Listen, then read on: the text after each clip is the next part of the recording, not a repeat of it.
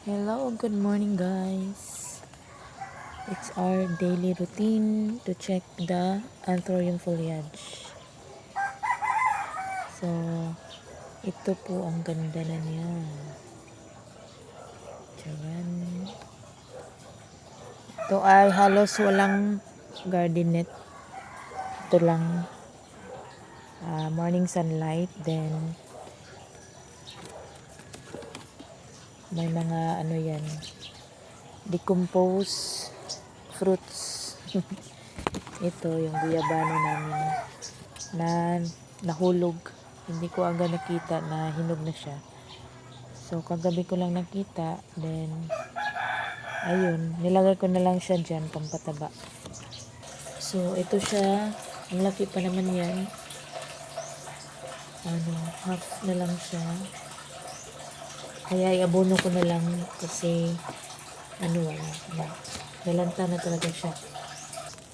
Kaya, ginawa ko na lang pampataba sa ating unfold. Direct ko na siyang nilagay kasi okay naman, walang manok na pupunta dito. Kahit may mga insekto pero okay lang yan. Ayan, para madali nating harvest itong ating berries. Ito oh. Ito ay ang daming spadix.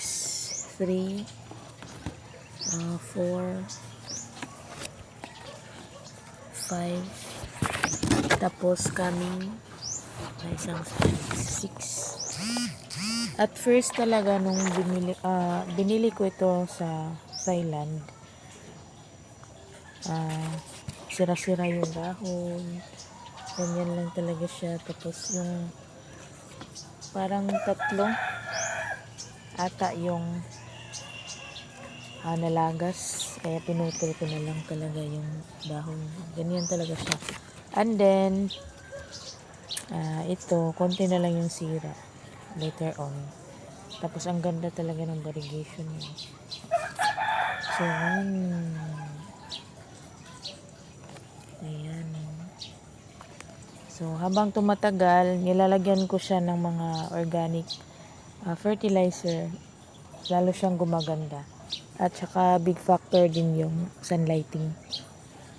Proper sunlighting. Okay.